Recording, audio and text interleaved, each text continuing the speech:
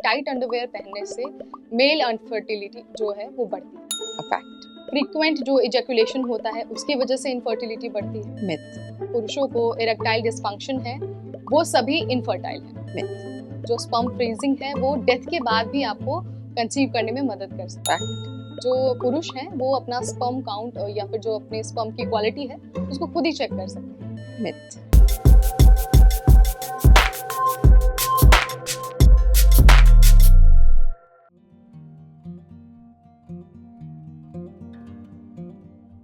नमस्कार, आप सबका बहुत स्वागत है एनबीटी के खास शो स्वास्थ्य चर्चा में और मैं हूं आपकी होस्ट नेहा उपाध्याय। आज हम एक ऐसे विषय पर बात करने वाले हैं, ऐसे विषय पर डिस्कस करने वाले हैं जो है तो बहुत इम्पोर्टेंट, लेकिन अक्सर हम उसके बारे में बात करने से या फिर उसके एग्जिस्टेंस को ही सिरे से नकार देते हैं। जी हाँ, मैं बात कर रही हूँ मेल इनफर्टिलिटी के बारे में। दुनिया में बहुत सारे ऐसे लोग हैं जो इस समस्या से जूझ रहे हैं, लेकिन बात अगर भारत की हो तो 15 से 20% ऐसे पुरुष हैं जो इनफर्टिलिटी की समस्या से जूझ रहे हैं। सो आज इस इतने इम्पोर्टेंट विषय पर बात करने के लिए हमारे साथ एक बहुत ही खास मेहमान मौजूद हैं, डॉक्टर अर्चना धवन बजाज। डॉक्टर अर्चना, आपका बहुत स्वागत है। Thank you Neha. Doctor Archana, आप काफी लंबे समय से एज अ गायनेकोलॉजिस्ट अपनी सेवाएं दे रही हैं और आप आईवीएफ और फर्टिलिटी एक्सपर्ट हैं। सो एक बार फिर से मैं आपका हमारे शो पर स्वागत करना चाहूँगी। थैंक यू नेहा मुझे बुलाने के लिए और ये इतना इम्पोर्टेंट टॉपिक डिस्कस करने के लिए। सबसे पहले डॉक्टर, हम आपसे ये जानना चाहेंगे कि मेल इनफर्टिलिटी आखिर है क्या और कब आपको ये डिसाइड कर लेना चाहिए कि अब हमें डॉक्टर के पास जाना है क्योंकि हम में इनफर्टिलिटी हो सकती है। नेहा, कोई भी कपल जो एक साथ रह रहे हैं और कोई फॉर्म ऑफ कॉन्ट्रासेप्शन नहीं इस्तेमाल कर रहे हैं और तकरीबन 1 साल से वो एक रेगुलर सेक्सुअल एक्टिविटी कर रहे हैं, specially around the females ovulatory period, और इस ड्यूरेशन को यदि 1 साल हो गया है और प्रेगनेंसी नहीं हुई तो definitely there is something not right somewhere, या फीमेल के एंड पे या मेल के एंड पे। तो वो विंडो है जिस पे आपको एक डॉक्टर को कंसल्ट ज़रूर करना चाहिए। फिर डॉक्टर इवैल्यूएट करेंगे मेल के सीमन पैरामीटर्स, फीमेल के बाकी investigations, hormones, ovulatory pattern, fallopian tubes, तरह तरह की investigations, and then you kind of come to a conclusion कि किसकी वजह से वो फर्टिलिटी कॉम्प्रोमाइज्ड है। अब इस एरा में इनफर्टिलिटी वर्ड तो शायद ख़त्म ही हो गया है, सो इट्स मोर सब फर्टिलिटी, क्योंकि हर तरह की चीज़ ट्रीटेबल है, एड्रेसेबल है। तो बेसिकली अगर मेल के स्पर्म काउंट्स कम हैं और उस वजह से प्रेगनेंसी नहीं हो रही तो मेल फैक्टर सब फर्टिलिटी कहेंगे। डॉक्टर, आपने अभी यहाँ पर कॉन्ट्रासेप्शन की बात की कि इफ मेल और फीमेल पार्टनर में जो रिलेशन है और उस बीच कोई कॉन्ट्रासेप्शन का यूज़ नहीं हो रहा और 1 साल तक अगर आप कंसीव नहीं करते तो आपको डॉक्टर को दिखाना चाहिए। बट क्या इसके अलावा कोई दूसरे सिम्टम्स हो सकते हैं जब हम कहेंगे कि भाई ये इनफर्टिलिटी का स्टेज है? थोड़ा अगर एज ब्रैकेट ज़्यादा है कपल का, से 30-35 से ऊपर है, तो 6 महीने पे आप एड्रेस करेंगे। या फिर वो फीमेल एंड पे अगर किसी को साइकिल्स रेगुलर नहीं है या मेंस्ट्रुअल फ्लो बहुत स्कैंटी या बहुत ज़्यादा है या बहुत सिवियर पेन ड्यूरिंग पीरियड्स है, उस कंडीशन में आप पहले एड्रेस करेंगे इशू को। और मेल में अगर erectile dysfunction है, say the male partner is not able to have an erection to begin with, या परफॉर्म नहीं कर पा रहे, या ejaculation नहीं हो पा रही, या बहुत शॉर्ट ड्यूरेशन की सेक्सुअल एक्ट है, या erection is maintained for a very short time, ये कुछ कंडीशंस हैं which should sort of make you prime you कि मुझे थोड़ा पहले डॉक्टर को कंसल्ट कर लेना चाहिए। हालांकि सेइंग दैट ज़रूरी नहीं है कि ऐसे सब हो, कुछ तो ज़रूरी ही है कि फर्टिलिटी कॉम्प्रोमाइज्ड ही होगी, बट हाँ, ये थोड़े से इश्यूज हैं या वार्निंग बेल्स हैं जो आपको पहले अलर्ट कर देते हैं। डॉक्टर, तो क्या आप किसी ट्रीटमेंट के बारे में बता सकते हैं कि जो मेल की जो इनफर्टिलिटी है उसको जांचने के लिए यूज़ किया जाता है? मेल की फर्टिलिटी एनालाइज करने के लिए एक सिंगल पैरामीटर यूजुअली एनफ होता है, which is the semen count या सीमन एनालिसिस बोलते हैं, जिसमें स्पर्म पर मिलियन वॉल्यूम पे कितने, मतलब पर ml पे कितना मिलियन स्पर्म है, उस तरह से काउंट असेस होता है। फिर उस काउंट, उस स्पर्म की मोटिलिटी कैसी है, स्पेशली जो फास्ट मूविंग या rapidly moving progressive motile sperm है वो कितने हैं, और नॉर्मल फॉर्म्स कितने हैं। ये लैब बेस्ड इन्वेस्टिगेशन है, ये आप खुद से नहीं कर सकते। लेबोरेटरी में माइक्रोस्कोप के नीचे स्पर्म को एनालाइज करते हैं technician, and then they come to a conclusion कि काउंट कितना है, मोटिलिटी कितनी है और नॉर्मल फॉर्म्स कितने हैं। और यहाँ से समझ आना शुरू होता है कि क्या सीमन पैरामीटर या मेल फैक्टर इनफर्टिलिटी में कुछ कंट्रीब्यूट कर रहे हैं या नहीं। और इसके अलावा बहुत सारे लोग होंगे जिनका सीमन काउंट बिल्कुल परफेक्ट होगा, पर फॉर सम साइकोलॉजिकल रीज़न या स्ट्रेस या वर्क रिलेटेड इश्यूज या किन्हीं कारणों से कोई ड्रग्स की यूसेज, कई बारी एंटी डिप्रेसेंट्स ले रहे होते हैं बच्चे, या ब्लड प्रेशर की मेडिकेशन, हाई डायबिटिक होते हैं उसके लिए कुछ मेडिकेशन ले रहे हो, तो सच patients can have erectile dysfunctions. तो वो एक अलग सिनेरियो हो जाता है, उसके लिए फिर then you should be seeing either a urologist और andrologist, and they will be वो सारे हार्मोन्स आपके मेल के असेस करेंगे, कौन से हार्मोन क्या रोल प्ले कर रहा है, उसके अनुसार उसका ट्रीटमेंट टेलर होता है। बहुत ऑफन ट्रीट हो जाता है, कई बारी ट्रीटमेंट नहीं ऑफर हो सकता, तो उसके लिए और अलग तरीके होते हैं प्रेगनेंसी करने के। तो somewhat around the semen factor ये समझ आना शुरू हो जाता है कि क्या मेल कुछ हद तक रोल प्ले कर रहा है इनफर्टिलिटी में। डॉक्टर, आपने अभी यहाँ पर बहुत सारे फैक्टर्स की बात की, मेडिकेशन की आपने बात की, स्ट्रेस की आपने बात की, इसके अलावा और कोई फैक्टर हो सकते हैं जो बहुत कुछ ये आजकल लाइफ इतनी कॉम्प्लेक्स होती जा रही है। There are so many environmental factors, there are so many lifestyle factors. बहुत बार अब की स्पेशली मॉडर्न लाइफस्टाइल में स्मोकिंग, अल्कोहल, हुक्का, रिक्रिएशनल ड्रग्स, टोबैको च्यूइंग, ये सब these are becoming very very popular. Dietary चीज़ें ऐसी हैं। फिर जो खाना हम खाते हैं आजकल, खाने का trend is moving from basic home cooked food से प्रेजर्वेटिव्स वाला खाना, इतने सारा खाना जो बाहर का है, which is obviously not contributing to the best of health. Exercise दोनों एक्सट्रीम्स में हो रही है। जो नहीं कर रहे, जिनका वर्क स्ट्रेस इतना है कि समय ही नहीं मिलता, वो बेचारे कुछ भी नहीं कर रहे, and those who are exercising too much are exercising to a fault.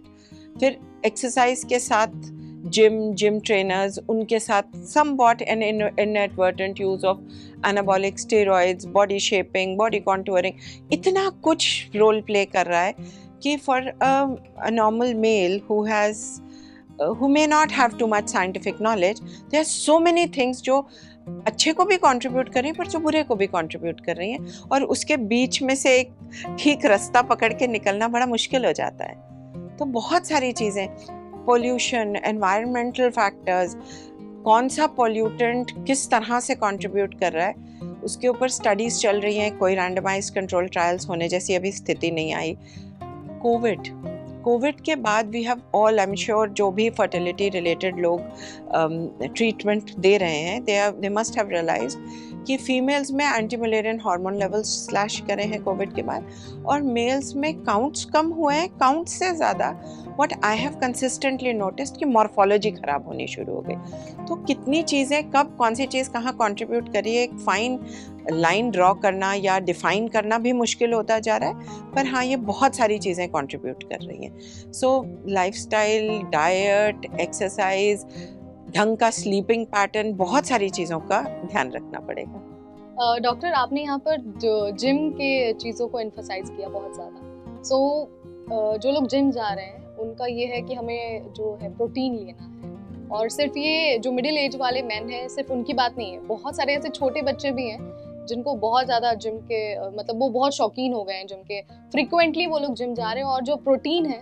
वो बहुत ज़्यादा इनटेक कर रहे हैं। तो क्या जो कम एज से बच्चे इस तरह की चीज़ें कर रहे हैं, क्या उनको आगे चलकर दिक्कत होने वाली है इनफर्टिलिटी?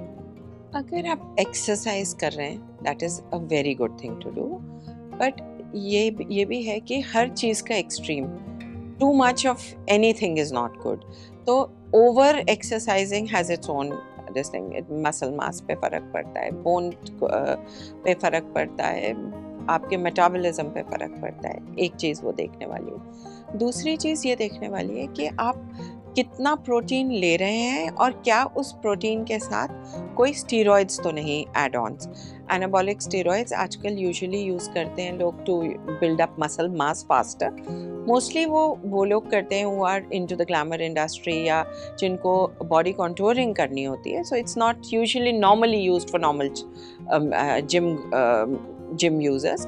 पर हाँ, ये ध्यान रखना होगा कि इनका इनएडवर्टेंट यूज़ या अनसॉलिसिटेड यूज़ नहीं होना चाहिए, क्योंकि ये सब चीज़ें आगे चल के स्पर्म काउंट को सप्रेस कर सकती हैं। कुछ समय तक they will give a little kick to the count and after that there will be a rebound fall, और वो फॉल को रिकवर करने में फिर बहुत समय लग जाता है।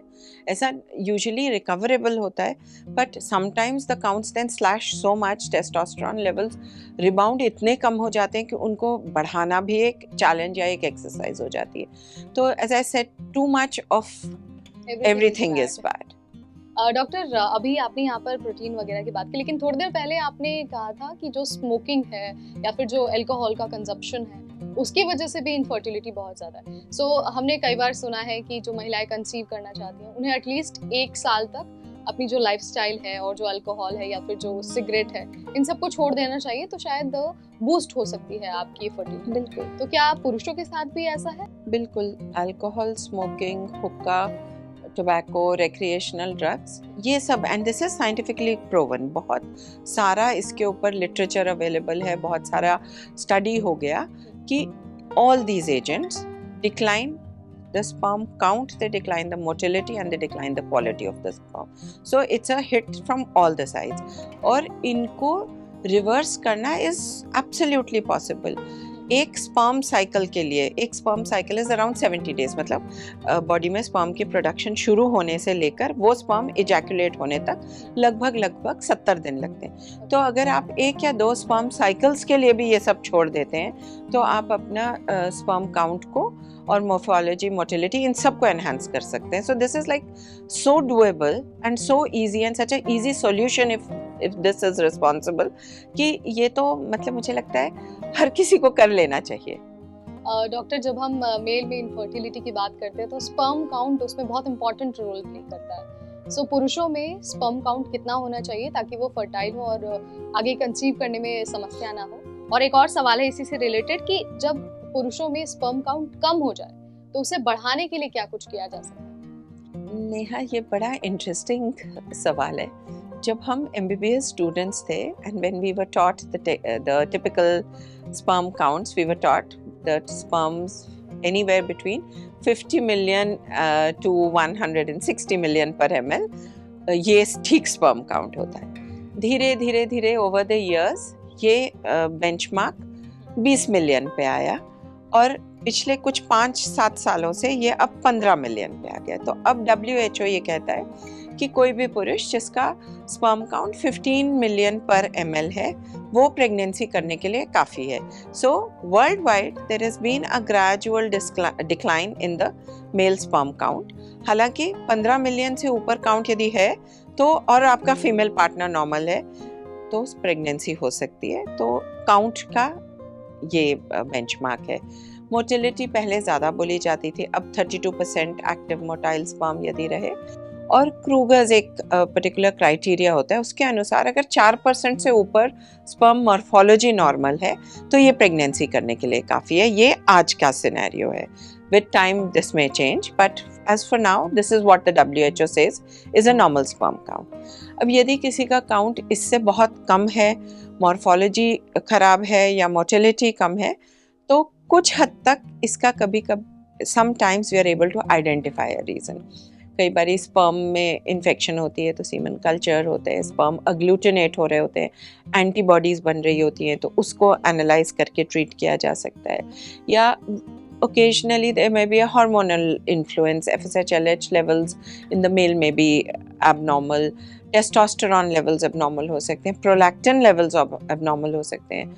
डायबिटिक लोगों में शुगर्स कंट्रोल करने से कई बार सीमन फैक्टर्स भी इम्प्रूव होते हैं। तो ये तो छोटी छोटी चीज़ें जिनसे चीज़ें मॉडिफाई हो सकती हैं। कुछ मेडिकेशन होती है स्पेशली जिसमें एंटीऑक्सीडेंट्स का बहुत रोल होता है, क्योंकि जो स्पर्म डैमेज या स्पर्म क्वालिटी या काउंट्स में डिक्लाइन है, उसका बहुत इम्पॉर्टेंट रीज़न माना जाता है reactive oxidative stress to the sperm.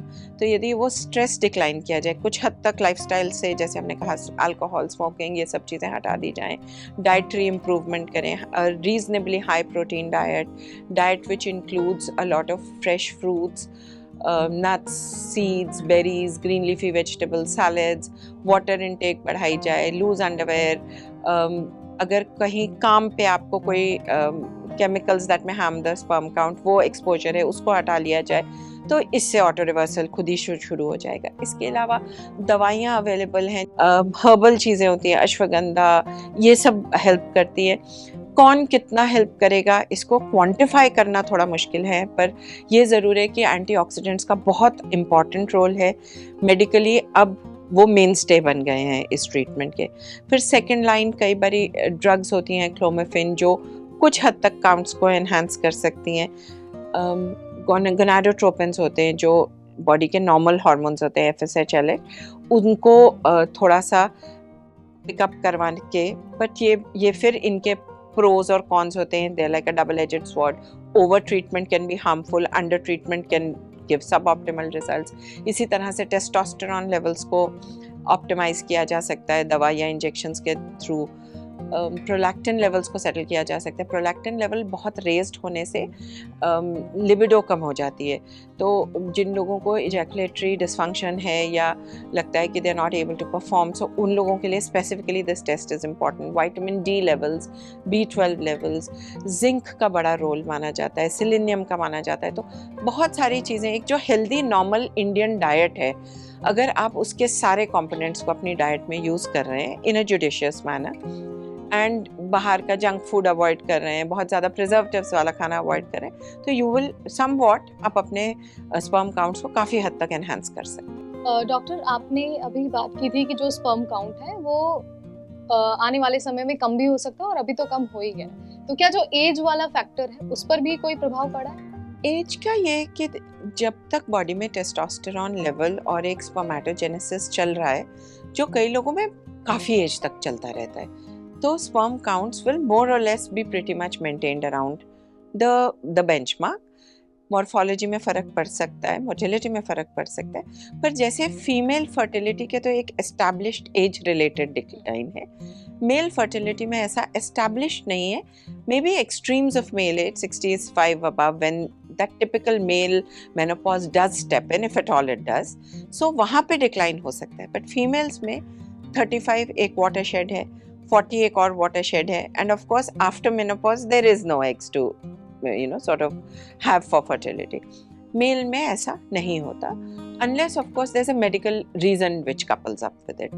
तो ऐसा कहना कि जैसे मेल 45 हो गया तो वो प्रेगनेंसी नहीं कर सकता, या 55 हो गया या 65 हो गया, इवन फॉर दैट मैटर, पर प्रेगनेंसी नहीं हो सकती, that is not true. Doctor, आपने यहाँ पर अभी एज की बात की, तो एज से रिलेटेड एक और सवाल आता है कि मान लीजिए किसी की एज भी हो गई है और किसी को मेडिकल इशू भी है, तो अगर पहला बच्चा कंसीव हो जाता है बट मेडिकल इशू है, तो हो सकता है इनफर्टिलिटी की भी समस्या हो, तो क्या ऐसा पॉसिबल है कि पहले बच्चे के बाद दूसरा बच्चा आप कंसीव ना कर पाएं? बिल्कुल, सेकेंडरी इनफर्टिलिटी एक बहुत इम्पॉर्टेंट सेगमेंट है of people who are not who are coming forth for treatment. तो सेकेंडरी इनफर्टिलिटी का मतलब है कि आप एक बारी कंसीव कर चुके हैं और अब आपको दिक्कत आ रही है, और वो किसी भी पार्टनर के ज़रिए हो सकती है। It could be through the male, और फीमेल के थ्रू भी हो सकती है। फीमेल्स में ज़्यादा एज रिलेटेड फैक्टर्स हो सकते हैं, ट्यूबल ब्लॉक्स हो सकते हैं,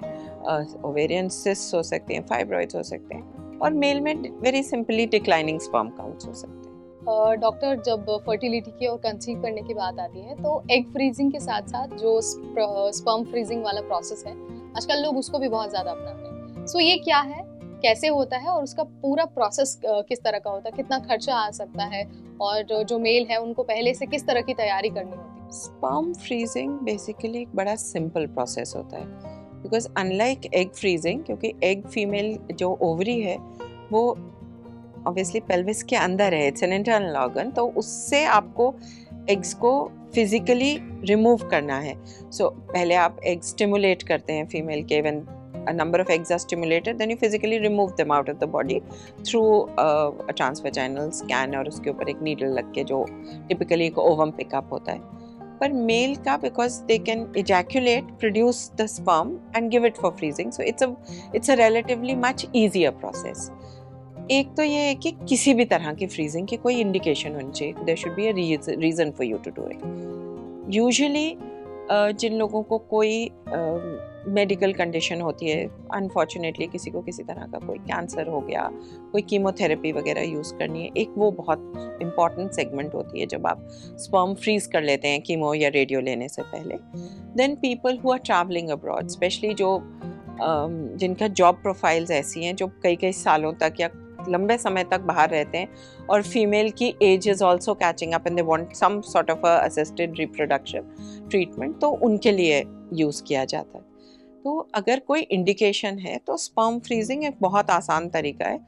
The male just has to have an abstinence of a couple of days and then ejaculate, produce the sperm and give it to the laboratory, who will then clean it and sort of, जिसको कहते हैं sperm wash करके उसको freeze कर सकते हैं। nascent semen भी freeze हो सकता है, पर wash के बाद freeze करना is a much easier option।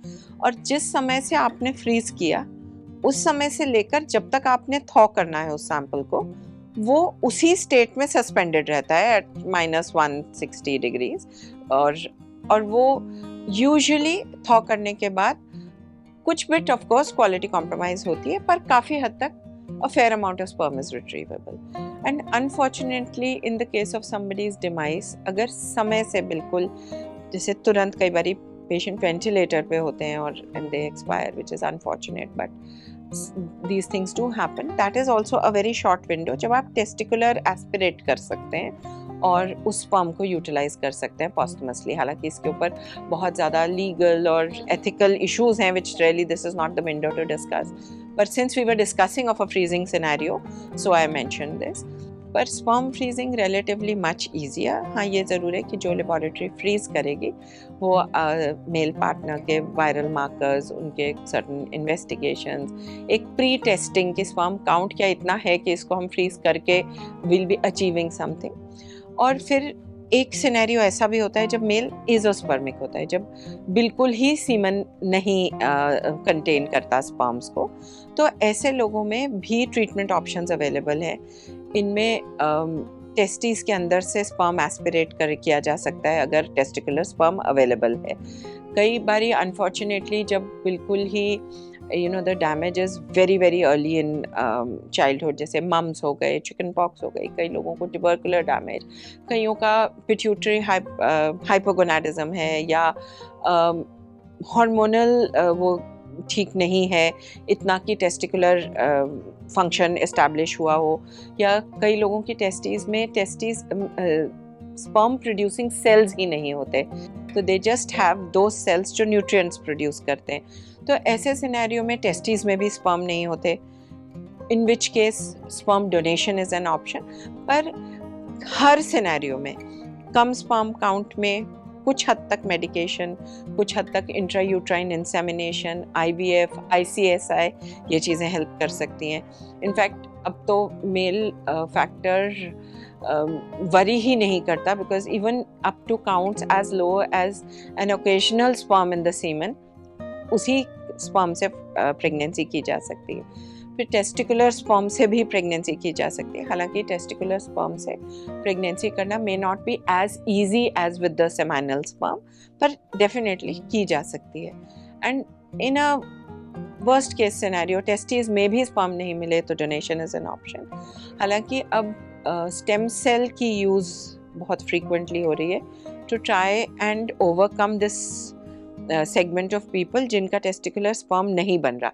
How effective it will be, this will be something which science and time has to tell us, पर almost everything has a solution। Doctor, आपने अभी यहाँ पर डिमाइस की बात की कि अगर किसी का डिमाइस भी हो जाता है तो भी जो स्पर्म है उसको फर्दर यूज किया जा सकता है। बट मान लीजिए अगर किसी को जेनेटिक बीमारी है, कैंसर हो गया या फिर कोई और समस्या है, तो अगर उससे कोई बेबी प्रोड्यूस होता है तो क्या उसमें इन सब चीज़ों के चांसेस हो सकते हैं क्या? क्योंकि हमने बहुत जगह ये सुना है कि जो फादर का स्पर्म होता है, जो उनका लाइफस्टाइल होता है, जैसी उनकी बॉडी होती है, बेबी को डायरेक्टली अफेक्ट करती है वो सारी चीजें? जो ट्रांसमिट होता है that is the gene pool, वो chromosomes and the gene pool is transmitted. Your lifestyle can impact the sperm quality but it will not impact your genetic material. तो एक ये चीज़ है। दूसरा, वाई स्पर्म जो बच्चा इनहेरिट कर रहा है या एक्स स्पर्म, मेल में भी एक्स और वाई स्पर्म है। एक्स स्पर्म अगर फर्टिलाइज करता है एग को, so a female offspring is born, और वाई स्पर्म फर्टिलाइज करता है फीमेल एग को, तो मेल बॉर्न होता है। तो ये एक मिथ यहाँ भी है कि जो जेंडर होता है बच्चे का वो माँ पे निर्भर होता है, वो माँ पे नहीं, वो फादर पे निर्भर होता है। तो यदि कोई डिजीज ऐसी है जो फादर का एक्स कैरियर है तो वो ट्रांसमिट हो सकती है, वाई कैरियर है तो वो ट्रांसमिट हो सकती है। बट फिर आगे डिपेंड करेगा कि ये रिसेसिव है या डोमिनेंट है। रिसेसिव है तो यूजुअली परेशान नहीं करती अनलेस दोनों पार्टनर्स में हो। तो वो सब चीज़ें एक जेनेटिक काउंसलिंग या जेनेटिक इवैल्यूएशन से पता चलते हैं। हाँ, ये ज़रूर है कि कुछ डिजीज़ेस ऐसी हैं जो ट्रांसमिट होती हैं बच्चे में, but they can be detected before transferring the embryo. अगर आप कोई ART ट्रीटमेंट कर रहे हैं, से आपका for example IVF ICSI cycle हो रहा है और दोनों parents, a very common condition are thalassaemia minor, तो यदि दोनों पेरेंट्स थैलेसीमिया माइनर कैरियर्स हैं तो बच्चा मेजर हो सकता है। उस केस में या तो आप जब प्रेगनेंसी है उस टाइम इवैल्यूएट करें, देन ऑफ कोर्स अगर बच्चा थैलेसीमिया मेजर है तो प्रेगनेंसी में द कपल में ऑप्ट टू टर्मिनेट इट। पर सिमिलरली इसी सिचुएशन को आप असेस कर सकते हैं एम्ब्रियो बनने के बाद उस एम्ब्रियो के जेनेटिक स्क्रीनिंग से। तो ये ऑप्शन भी अवेलेबल है। ऑफ कोर्स इसके लिए there has to be a justifiable need and there has to be a justifiable establishment of the disease within the couple, पर ये डेफिनेटली एस्टैब्लिश किया जा सकता है और इसको ओवरकम किया जा सकता है। डॉक्टर, जब हम मेल इनफर्टिलिटी की बात करते हैं तो एक चीज़ बहुत हम लोगों को सुनने में आती है कि जो पुरुष लैपटॉप अपने लैप पर रखकर काम करते हैं या फिर फ़ोन जब वो अक्सर अपनी जेब में रखते हैं, इसकी वजह से भी इनफर्टिलिटी बहुत ज़्यादा बढ़ रही है। तो इसके बारे में आपका क्या कहना है? Tricky question to answer, reason being कि आई एम श्योर कुछ इम्पैक्ट ज़रूर होता होगा, बट क्योंकि इसके ऊपर अभी स्टडीज़ चल रही हैं एंड टू माई माइंड ऐसा कोई रैंडमाइज्ड कंट्रोल ट्रायल नहीं है।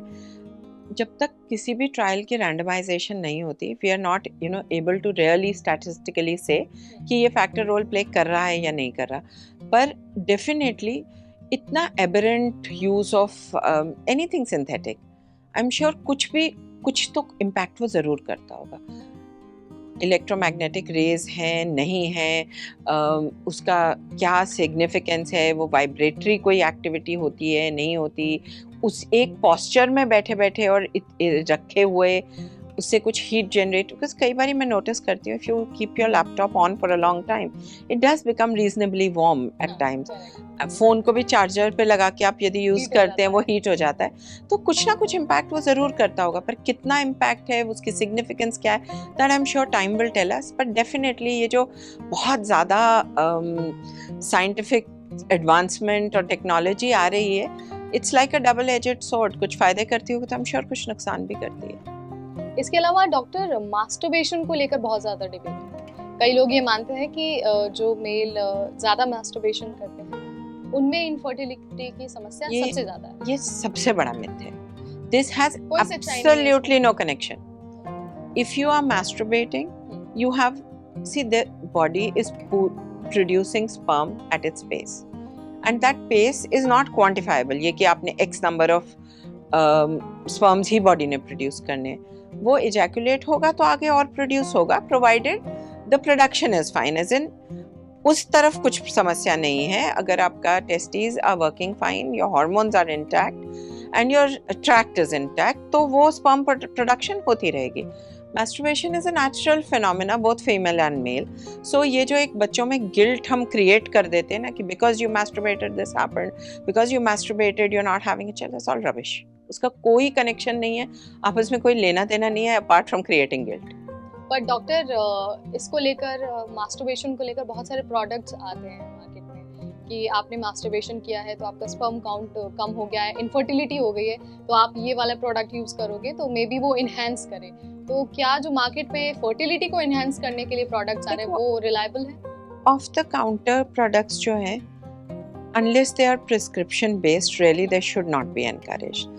Barring of course कुछ लोग हैं जिनको ऐसा ejaculatory disorder है या इतना ज़बरदस्त erectile dysfunction है कि they cannot function without a drug. Say there will be some set of people जो Viagra के बिना जिनको erection and as a result ejaculation नहीं होगी, या जिनको इलेक्ट्रिक वाइब्रेटर के बिना जिनका नर्वस सिस्टम या नर्वस ट्रैक्ट कोई इंजरी हुई है, कुछ ऐसा पोस्ट सर्जिकल स्ट्रेस हुआ है या पोस्ट स्पाइनल सर्जरी कुछ स्ट्रेस हुआ है, कोई इंजरी हुई है टू द नर्वस ट्रैक्ट, ऐसे लोगों को बारिंग जिनको इजैकुलेटर चाहिए होगा, या जिनको वायाग्रा या टिडेनाफिल चाहिए ही for an erection. Barring that बहुत ये जो रैंडम प्रोडक्ट्स हैं, दे नॉट साइंटिफिकली बेस्ड. जो फार्मास्यूटिकल एजेंट्स हैं which are on a prescription prescribed by a relevant doctor, they are of course, they have a scientific basis to it and within a certain scenario वो बहुत useful हैं. पर of the shelf ये gummies ले लो, ये दवा ले लो, ये जेल ले लो, ये सब they are not really scientifically proven. और उसको यूज़ करने से पहले यू शुड, जब किसी को भी, आजकल सब इतने पढ़े लिखे हैं और इतने नेट सावी हैं कि आप उसके बारे में अच्छे से पढ़ के असेस करके, या आप अपने हेल्थ केयर प्रोवाइडर से एक सेन डिस्कशन कर ही प्रोडक्ट यूज़ करें. फ़ायदा ना करे, चलो कोई बात नहीं, आपने यूज़ किया, उसने आपको फ़ायदा नहीं किया, दैट्स फाइन.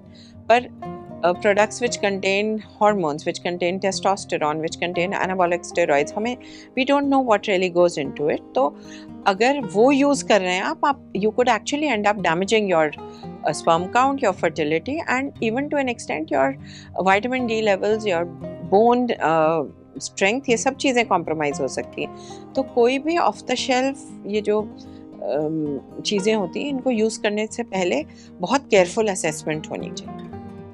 डॉक्टर, आपने थोड़ी देर पहले अंडरवेयर्स की बात की थी कि जो टाइट अंडरवेयर्स होते हैं उसकी वजह से भी जो फर्टिलिटी है वो थोड़ी हार्म हो सकती है. तो क्या जो लाइट क्लोथ्स हैं या फिर जो बहुत ज़्यादा ढीले कपड़े हैं उनको पहनने से फर्टिलिटी बूस्ट? बेसिकली इसका साइंटिफिक रैशनल ये है कि जो स्पर्मेटोजेनेसिस का प्रोसीजर है, जो स्पर्म बनने का procedure within the testis, that happens best at a slightly lower temperature than the body temperature. So यदि आप बहुत टाइट अंडरवेयर पहन रहे हैं या आप बहुत गर्म एनवायरनमेंट में काम कर रहे हैं, तो बॉडी टेम्परेचर या उससे हायर टेम्परेचर हो गया टेस्टिकुलर टेस्टिस का, तो उसके चलते स्पर्मेटोजेनेसिस का प्रोसेस इम्पीड हो जाता है. तो the rational behind wearing loose scrotal underwear या लूज क्लोथिंग ये है कि वो टेम्परेचर थोड़ा कम रहे. तो अगर आप ऑब्वियसली ढीले एरी कपड़े पहन रहे हैं and you not having too much of hot water baths और बहुत सोना, बहुत steam, up to a certain extent वो कोई डैमेज नहीं करता. 15-20 मिनट लिया आपने, इट डजंट डैमेज. पर बहुत prolonged, some people have a habit of sitting in the sauna for hours, so these things can play a role. तो उसको ध्यान में रखना चाहिए definitely. So doctor, before we sum up, मैं चाहूँगी कि आप फर्टिलिटी को बूस्ट करने के लिए, स्पर्म काउंट को बूस्ट करने के लिए और जो हमारे लाइफस्टाइल में चेंजेस हैं ताकि फर्टिलिटी और ज़्यादा बेहतर हो सके, उसके बारे में एक बार अच्छे से डिटेल में बता दीजिए. जैसे कोई भी बीमारी होती है, उसको हर बीमारी मल्टीफैक्टोरियल है. सिमिलरली इनफर्टिलिटी या subfertility which I just treat as a normal disease, वो भी मल्टीफैक्टोरियल है. मेल फैक्टर कुछ हद तक hormonal role play hormones role play करते हैं, कुछ हद तक लाइफस्टाइल, पोल्यूशन, सब चीज़ें कुछ रोल प्ले करती हैं. तो सबसे बेसिक चीज़ तो ये है कि एक तो एट द राइट टाइम आपको जब भी लगे कि आप कुछ समय से ट्राई कर रहे हैं और आपको प्रेगनेंसी नहीं हो रही, consult a doctor. And of course जितना फीमेल पार्टनर रिस्पॉन्सिबल है उतना ही मेल पार्टनर रिस्पॉन्सिबल हो सकता है. तो इस इशू को कार्पेट के नीचे नहीं ब्रश कीजिए और इसको एड्रेस कीजिए. उसके अलावा अ नॉर्मल गुड लाइफस्टाइल, समय से उठना, समय से सोना. I may be sounding like an agony aunt, but the fact is that everything has a role to play. Diurnal rhythm, circadian rhythm, melatonin secretion at the right time of the day, in सब चीज़ों का बहुत important role है. सो उतना ही role एक अच्छे active lifestyle का है. ऑप्टिमल एक्सरसाइज, सेडेंटरी लाइफस्टाइल भी अच्छा नहीं है और एकदम दीवानों की तरह एक्सरसाइज करना भी अच्छा नहीं है, बट ऑप्टिमल एक्सरसाइज इम्पॉर्टेंट है. अपने खान पान पे ध्यान दीजिए. अच्छी डाइट का मतलब ये नहीं है कि आप फैंसी चीज़ें खाइए. अच्छी डाइट का मतलब है कि आप होलसम न्यूट्रिशन लीजिए. सर्टन अमाउंट ऑफ प्रोटीन्स, अच्छा डाइटरी प्रोटीन बहुत अच्छा मिलता है जो बड़ा होलसम होता है. फिर कुछ हद तक कार्ब्स, प्रोटीन्स के साथ कार्ब्स के साथ मिनरल्स, माइक्रोन्यूट्रिएंट्स, इन सब का बहुत इंपॉर्टेंट रोल है both male and female gamete पे. तो जो सब चीज़ें फ्रूट्स से, nuts, seeds, berries, green leafy vegetables, salads, millets, इन सब से मिलती हैं, ये सब यूजफुल. जो एक नॉर्मल इंडियन डाइट है ना, जिससे हम बहुत दूर भागते जा रहे हैं, वो सब चीज़ें देता है जो हमारे गैमीट्स को चाहिए. तो उस पर फोकस कीजिए. पानी खूब अच्छे से लीजिए. Say about 3 liters of water is necessary for every body process and similarly it is for gametogenesis. तो उस पर ध्यान दीजिए. बहुत सारे कपल्स के साथ, और and this is really not something they can avoid, but ये है और इसको एड्रेस करना ही पड़ेगा. आपके काम करने के टाइमिंग्स इतने बिजार हो गए because you are working to international timings. So diurnal rhythm, circadian rhythm, ये सब बिल्कुल उलट गया है. तो कई लोगों में ये चीज़ें भी इम्पैक्ट करती हैं. इसके लिए भी in case you must discuss this with your health care provider. And I am sure हर चीज़ का एक रास्ता निकल जाता है, तो इसका भी निकलेगा. पोल्यूशन जितना भी आपके लिए पॉसिबल है. अब ऐसा तो हो नहीं सकता कि आप दिल्ली छोड़ के पहाड़ों में साधु बन जाएं, पर वॉट एवर इज़ पॉसिबल उसको ऑप्टिमाइज कीजिए. खाने में जो आप पेस्टिसाइड से भरा हुआ हम खाना आजकल खा रहे हैं, if you can not opt for organic food, it's perfectly understandable. पर जो आप सब्जियां ले रहे हैं या फ्रूट ले रहे हैं, very simple thing to do is उसको थोड़ी देर साफ़ पानी में रख दीजिए. वैसे साफ़ पानी भी आजकल दिल्ली में एक रैरिटी हो गया है, पर उसको साफ़ पानी में 15-20 मिनट रख के then move it to another bowl of clean water. Hopefully उस सब में वो सब वॉश आउट हो जाएगा, फिर उसको यूज़ कीजिए. ये एक छोटा सा चीज़ है जो आप कर सकते हैं. स्मोकिंग, अल्कोहल, हुक्का, अगेन बिल्कुल मतलब छूटे ना भी तो उसको ऑप्टिमाइज कर दीजिए. अच्छा, इसका इम्पैक्ट फीमेल्स पे तो बहुत है ही है. इस पे तो there is no books have volumes have been written about it, but it's also got a huge impact on male, not only on the sperm count but also on the performance. Alcohol impede करती है performance. ये एक हमें myth है कि alcohol से you become a super male. You don't. You may perform well for a couple of days, but eventually वो आपका ejaculatory dysfunction में मतलब it can contribute significantly. Similarly, पहले समय में ये सब चीज़ें नहीं चलन होती थी हमारी country में at least, पर अब recreational drugs are becoming common and they are not only bad for you, all the systems, they are very bad for your reproductive system. So इन सब चीज़ों से दूर रहिए. प्लस मेल्स के लिए एक टमाटर बड़ा अंडररेटेड सा बेचारा फ्रूट होता है या सब्जी होती है. तो टमाटर का यूज़, टमाटर is one of the richest sources of lycopene which is a very very good antioxidant और मेल फर्टिलिटी में बहुत मदद करता है. काली उड़द की दाल सिमिलरली वो बहुत मदद करती है. उसी तरह से सोया प्रोडक्ट्स जो हैं उनमें नेचुरल फाइटोइस्ट्रोजेंस हैं, तो उनकी कंजम्पशन थोड़ी कम कर दी जाए मेल्स से, तो वो भी कुछ हद तक हेल्पफुल होता है. बस ये छोटी छोटी चीज़ें, these are very small things really which help. इसके अलावा of course then comes the scientific things. अगर आपको once you have addressed the factor, whether it is a declining or a absent count or it is an ejaculatory issue, the relevant doctor has to be addressed, relevant medication, or some things may not respond to medication. तो उस case में intrauterine insemination, IVF, ICSI, testicular aspiration, ये सब treatment options हैं. और even if God forbid you need to opt for donation of a gamete, वो भी option है. तो उसको accept करना, timely use करना, ये सब चीज़ें I mean, they are perfectly exercisable methods. Doctor, मुझे लगता है कि जितने भी सवाल थे ना हमारे ऑडियंस के मन में या फिर जो कुछ डाउट था उनके मन में, सबके आंसर्स मिल गए होंगे. Thank you so much doctor Archana, आप हमसे जुड़ी. So much. और आपने इतने इम्पोर्टेंट टॉपिक पर इतने अच्छे से बात की, इतने आसानी से समझा दिया. मुझे नहीं लगता कि अब हमारी ऑडियंस के पास कोई भी सवाल होगा, हर चीज़ का आंसर उन्हें मिल गया है. सो देखा आपने, डॉक्टर अर्चना ने कितनी आसानी से इतनी इंपॉर्टेंट चीजों पर बात की है। अगर आपका तभी कोई सवाल है या फिर आप कुछ हमसे जानना चाहते हैं तो आप हमें कमेंट के जरिए बता सकते हैं। हम पूरी कोशिश करेंगे कि आपसे जुड़े और आपके हर सवाल का आंसर दे पाए। फिलहाल इस वीडियो में इतना ही। अगली बार फिर आएंगे एक नया वीडियो लेकर, एक नए डिबेट लेकर और एक नई चर्चा लेकर। तब तक मुझे यानी नेहा को दीजिए इजाजत। Stay tuned to NBT.